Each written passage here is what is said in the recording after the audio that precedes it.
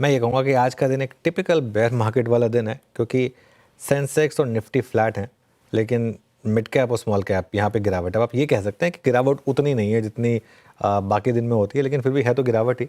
Mid cap index देखिए अब भी डे लो पर है, 200 पॉइंट नीचे। स्मॉल कैप भी हालांकि रिकवर हो गया डे लो से, लेकिन फिर भी है तो नेगेटिव में ही स्मॉल कैप। अच्छा, मैं कुछ इंटरेस्टिंग डेटा पॉइंट्स रख रहा हूँ आपके सामने। फरवरी में मिड कैप इंडेक्स 7% गिरा है, सिर्फ फरवरी में। स्मॉल कैप इंडेक्स 9% गिरा है, करीब 9%। ये मैं क्यों कह रहा हूँ, ऐसा एक महीना और आ गया अगर 8-9% अगर आप यहाँ से और गिर गए तो आप 52 वीक लो हिट कर सकते हैं मिड कैप और स्मॉल कैप पे। जी हाँ, जो स्पेस सबसे ज़्यादा पैसा बना रही थी वहीं सबसे ज़्यादा पेन है। लेकिन आज एक चीज़ अच्छी हुई है श्रेया, कि FMCG और ऑटो दो इंडेक्स हैं जहाँ पर अच्छी बाइंग हुई है। इसको मैं क्यों अच्छा मान रहा हूँ, ये दोनों कंजम्पशन से रिलेटेड है। FMCG देखिए डे हाई पर है और निफ्टी ऑटो आएगा, ये तो शुरुआत से स्ट्रॉन्ग बना हुआ है, तो ये एक अच्छी चीज़ है आप कह सकते हैं। लेकिन देखते हैं लास्ट का 1.5 घंटा कैसा रहेगा। Good afternoon. बिल्कुल सर, गुड आफ्टरनून। आखिरी का 1.5 घंटा कैसे रहेगा वो तो देखने वाली बात होगी। और FMCG और ऑटो में हालांकि खरीदारी है और गेनर्स में आपको कुछ ऐसे स्टॉक्स भी दिखेंगे, लेकिन बाजार ने थकाया है सर। आज 26 अंकों की बढ़ोतरी दिख रही है निफ्टी में, लेकिन एकदम एक रेंज में ही कारोबार कर रहा है। आप कैसे देख रहे हैं मार्केट को, यहाँ से कौन से लेवल्स अभी इंपॉर्टेंट लग रहे हैं, क्या करना चाहिए? देखिए श्रेया, मेरा अप्रोच वही है जो सुबह भी थी। सुबह जब वो रैली आ रही थी, मुझे रत्ती भर कॉन्फिडेंस नहीं आ रहा था उस रैली में, क्योंकि ऐसे फेजेस हमने देखे हैं पिछले 3-4 महीने में, कई बार देखे हैं। पहले तो सपोर्ट की बात कर लेते हैं, क्योंकि यहाँ पर हम काफ़ी इंपॉर्टेंट लेवल्स की बात करें। 22,500 पर पहला सपोर्ट है, आज 22,516 का लो है, और उसके बाद 22,400 का। मेरा मानना ये है कि 22,400 पर अगर सपोर्ट नहीं मिला आपको तो आप 21,800 तक जा सकते हैं।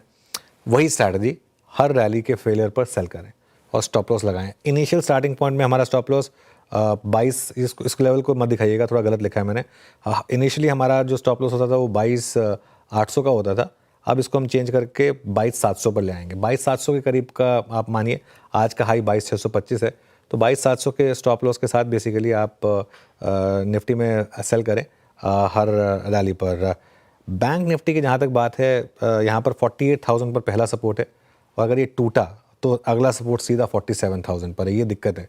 और बैंक निफ्टी में एक और बड़ी दिक्कत क्या है श्रेया, कि जब तक बैंक निफ्टी में ये लेवल्स ठीक हैं तो आप दिखा सकते हैं, जब तक FI की सेलिंग चल रही है तब तक हर रैली जो है वो फेल होने का बहुत बड़ा रिस्क रहेगा बैंक निफ्टी पर। तो इसके लिए, लेकिन आज एक अच्छी चीज़ भी हुई है। आप देखें अगर FMCG, ऑटो, ये दो सेक्टर हैं जहाँ थोड़ी सी बाइंग भी हुई है, तो ऐसा नहीं है कि मार्केट कम्प्लीटली ख़राब है, कम्प्लीटली कैपिचुलेट कर रहा है। बिल्कुल सर, आपने कुछ सेक्टर्स बताए, लेकिन सर सबसे अहम सवाल ये है और सभी के जहन में घूमता है, ये पता कैसे चलेगा कि मार्केट अब बॉटम आउट हो रहा है?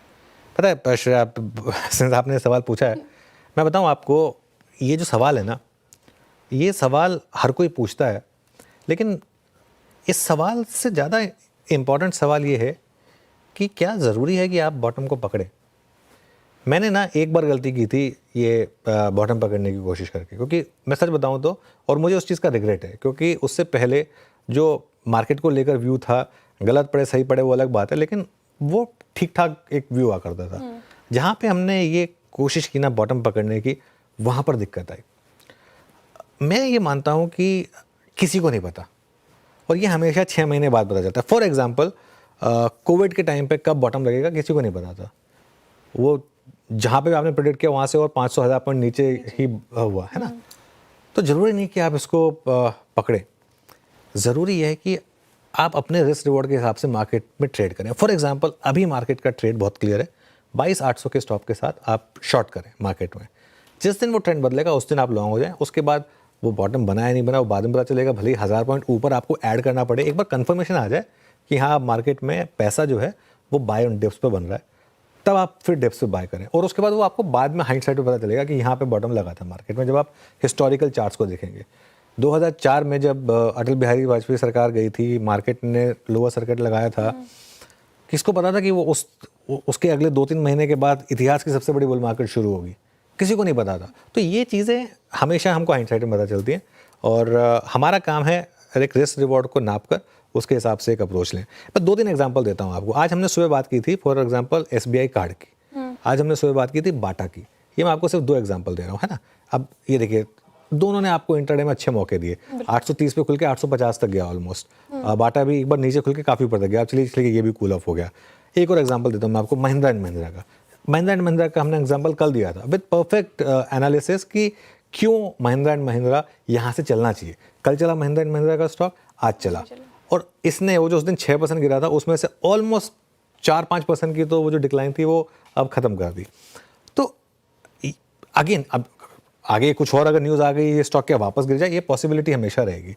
लेकिन to cut a long story short, आप वो करिए जो आपके हाथ में वो है, एक डिसीजन लेना कि मार्केट में आपको करना क्या है और स्टॉप लॉस क्या लगाना है। उसके बाद बाकी का काम मार्केट के ऊपर छोड़ दीजिए। चलिए आज के ट्रेंडिंग स्टॉक्स की बात करते हैं। बिल्कुल सर, ट्रेंडिंग